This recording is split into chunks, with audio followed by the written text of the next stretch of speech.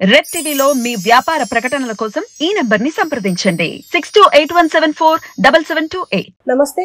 ప్రస్తుతం మనతో పాటు సీనియర్ జర్నలిస్ట్ దాము బాలాజీ ఉన్నారు. ఆయనతో మాట్లాడదాం. నమస్తే సార్. నమస్తే సార్. బెంగళూరు రామేశ్వరం కేఫ్లో బాంబ్ బ్లాస్ట్ కి సంబంధించి ఆ కేసులో ముద్దాయి దొరికిండ్రు, మన తెలుగు స్టేట్ వాడు అని చెప్పేసి తెలిసింది. అసలు ఈ కేసు వివరాలు ఏంటి సార్? ఈ కేసు వివరాలు నిన్న ఆల్రెడీ వీడియో చేసాము. బెంగళూరులో కొందలహల్లి అనే ఒక ఏరియాలో రామేశ్వరం కేఫ్ అనే ఒక కేఫ్ ఉంది. ఆ కేఫ్లో మొన్న 12:56 కరెక్ట్గా మధ్యాహ్నం 12:56 ఒక బాంబు బ్లాస్ట్ అయింది. ఆ బ్లాస్ట్లో దాదాపు 10 మంది గాయపడ్డారు. అందులో ఒక మహిళ కొద్దిగా సివియర్గా గాయపడిందని చెప్తున్నారు. సో దీని మీద విచారణకి రకరకాల ఏజెన్సీలు ఎంటర్ అయినాయి.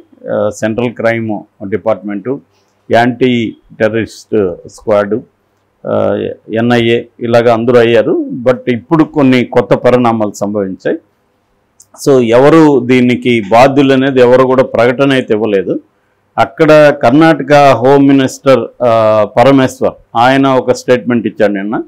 ఇది టెర్రరిస్టులు అయినా చేసి ఉండొచ్చు, లేదా ఈ కేఫ్కి బిజినెస్ ఎవరన్నా రైవల్స్ ఉంటే వాళ్ళు కూడా చేసి ఉండొచ్చు.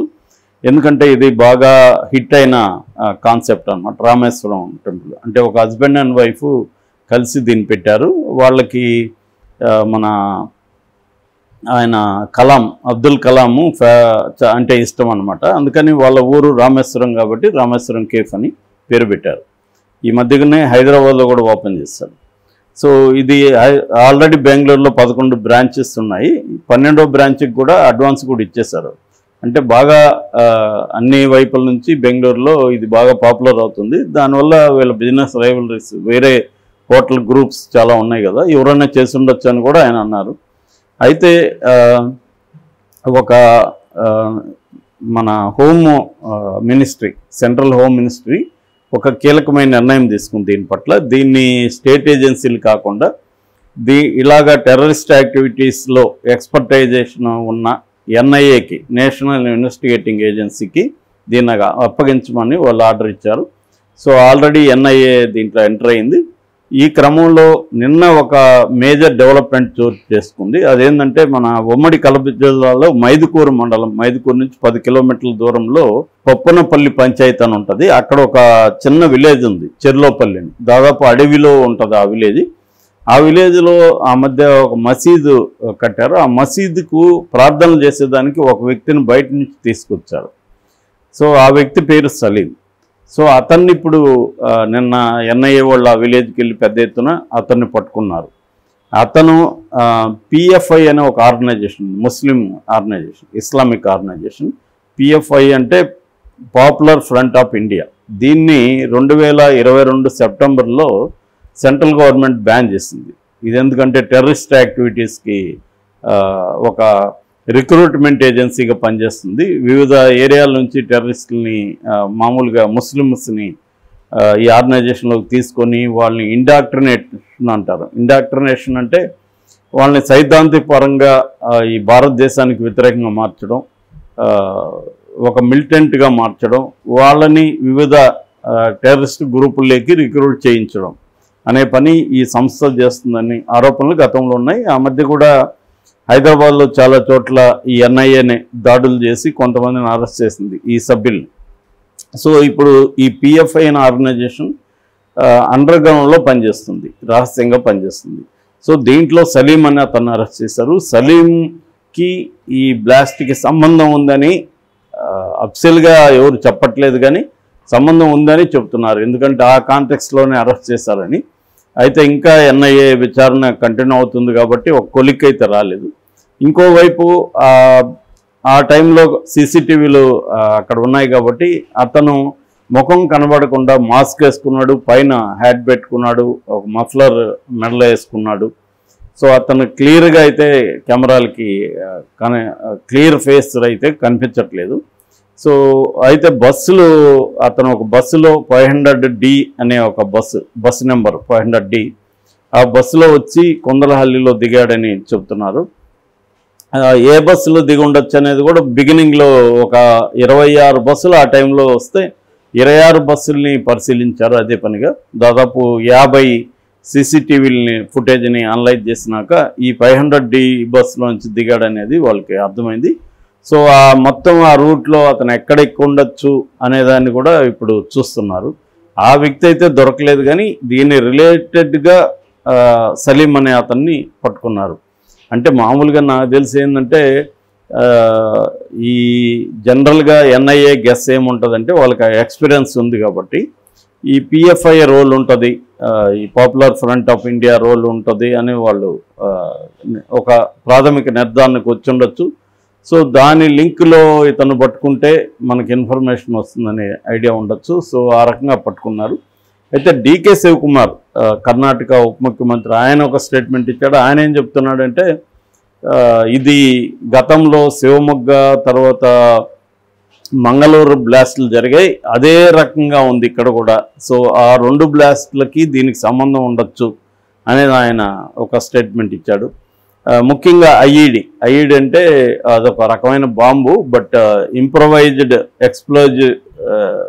ఎక్స్ప్లోజివ్ డివైస్ అంటారు అన్నమాట. అంటే ఆ బాంబులోనే కొద్దిగా డెవలప్డ్ వెర్షన్ అని చెప్పుకోవచ్చు.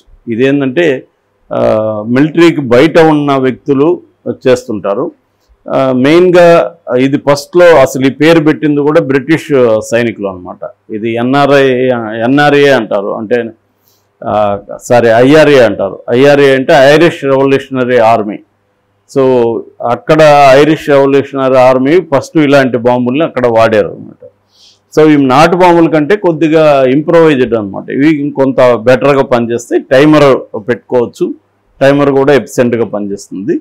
సో దీన్ని ఐఈడి అంటారు. ఇది ఫస్ట్లో ఈ ఐఆర్ఏ వాళ్ళు వాడారు. దాని తర్వాత ఇరాక్ వార్లో కూడా పెద్ద ఎత్తున వాడారు. అంటే దాదాపు 60% ఆఫ్ అమెరికన్స్ ఈ ఐఈడి బ్లాస్ట్లోనే చనిపోయారు ఇరాక్లో. ఆ తర్వాత ఆఫ్ఘనిస్తాన్లో వాడారు. ప్రపంచవ్యాప్తంగా కూడా టెర్రరిస్టులు ఎక్కువ దీన్ని వాడుతున్నారు. ఇదెందుకంటే ఈజీగా ఎక్కడైనా ప్లాంట్ చేసేయచ్చు, తయారీ కూడా ఈజీగా ఉంటుంది. కొంత నాలెడ్జ్, బేసిక్ నాలెడ్జ్ ఉన్న వాళ్ళు కూడా దీన్ని తయారు చేయొచ్చు. సో అందువల్ల దీన్ని విస్తృతంగా ప్రపంచవ్యాప్తంగా టెర్రరిస్ట్ ఆర్గనైజేషన్లు వాడుతున్నారు అన్నమాట ఈ ఐఈడి. అయితే లక్కీగా ఇక్కడ పేలిన ఐఈడి ఏమో అది పెద్ద పవర్ఫుల్ కాదని చెప్తున్నారు. ఉంటే మాత్రం అనేక మంది చనిపోయి ఉండేవాళ్ళు. అక్కడ ఇంకొక బీహార్ కుర్రాడు కూడా జస్ట్ అతి దగ్గరగా ఉన్నాడు దానికి. జస్ట్ ఇంకా పేలబోతుంది అనంగా కొన్ని సెకండ్లలో వాళ్ళ అమ్మ కాల్ చేస్తే సిగ్నల్ లేదని పక్కకి వెళ్ళాడు ఒక 10 మీటర్లు, లేకపోతే అతను చనిపోయిన అవకాశం ఉంది. సో అలాంటి సంఘటన నిన్న అక్కడ జరిగింది. సో దీనివల్ల మొత్తంగా అలా ఇండియా వైజ్ కూడా ఒక అలర్ట్ దీన్ని ఇచ్చారు, అలర్ట్ చేశారు. బట్ ఇది ఏ టెర్రరిస్ట్ గ్రూప్ అనేది అయితే ఇప్పటివరకు తెలీదు. మేబీ సలీంని విచారిస్తున్నారు. సలీం ద్వారా ఏమన్నా తెలిసే అవకాశాలు ఉన్నాయి. ఈ లోపల ఈ పర్సన్ ఎవరైతే ప్లాన్ చేశారో ఆ పర్సన్ని పట్టుకునే ప్లాన్ కూడా ఉంది. అతను క్యాష్ ఇచ్చి అక్కడ రవ దోశ తీసుకున్నాడు, రవ ఇడ్లీ తీసుకున్నాడు. సో క్యాష్ ఇవ్వడం వల్ల అక్కడ కూడా క్లూ లేకుండా చూసుకున్నాడు అతను. సో ఫోన్లో ఇచ్చుంటే క్లూ ఉండేది, క్యాష్ ఇచ్చాడు. బస్సులో కూడా అతను డబ్బులు ఇచ్చి టికెట్ తీసుకున్నట్టు చెప్తున్నారు. అతను ఎక్కడెక్కడనేది ఇంకా కరెక్ట్గా పోలీసులు అంటే ఆ కండక్టర్ డ్రైవర్ని కూడా విచారిస్తున్నారు. వాళ్ళు టికెట్ ఎక్కడ ఇచ్చారు ఏంటి అనేది వాళ్ళకు కూడా, అంటే అందరికి ఇస్తారు కాబట్టి వాళ్ళకి ఐడియా ఉండకపోవచ్చు. సో వాళ్ళు ఏదో రఫ్గా పలానా దగ్గర ఎక్కువ ఉండే ఛాన్స్ ఉంది, అంతకుముందు అయితే ఎక్కలేదు, ఇలాంటివే ఉన్నాయి. మొత్తానికి ఆ రూట్ అంతా కూడా పరిశీలిస్తున్నారు. అతన్ని పట్టుకుంటే కరెక్ట్గా మొత్తం ఇన్ఫర్మేషన్ వచ్చేస్తుంది మనకి. సో ఆ వైపుగా ఎన్ఐఏ ఇటువంటి దాంట్లో ఎక్స్పర్టైజేషన్ ఉంది కాబట్టి వాళ్ళు చేసే అవకాశం అయితే కనిపిస్తుంది. ఏదేమైనా ఇది రామేశ్వరం కేఫ్లోనే ఎందుకు జరిగిందనేది కూడా ఒక ఎనిగ్మానే. అయితే మామూలుగా రామేశ్వరం కేఫ్ అంటే వాళ్ళ రోజుకి 6500 మంది యావరేజ్లో తింటారు అన్నమాట. అందువల్ల కూడా ఎక్కువ క్రౌడ్ ఉంటారు కాబట్టి అక్కడ పెట్టచ్చు. మామూలుగా చాలాసార్లు టెర్రరిస్టులు క్రౌడ్ ఎక్కువ ఎక్కడ ఉంటే అక్కడ పెడతారు. ఎందుకంటే ఎక్కువ మంది చనిపోతే వాళ్ళకి అది అంత పెద్ద సంచలనం అవుతుంది కాబట్టి పెడతారు. ఈ మధ్యకాలంలో తగ్గినాయి నిజానికి ఇండియాలో అవి. బట్ ఇప్పుడు అది దీంతో మళ్ళీ ఒక్కసారిగా హోమ్ మినిస్ట్రీ రంగంలోకి దిగింది. కాబట్టి సీరియస్గానే తీసుకున్నారు. కాబట్టి నాకు తెలిసి ఇంకొక 2-3 రోజుల్లో విషయాలు బయటకు వచ్చే అవకాశం ఉంది. Okay sir, thank you.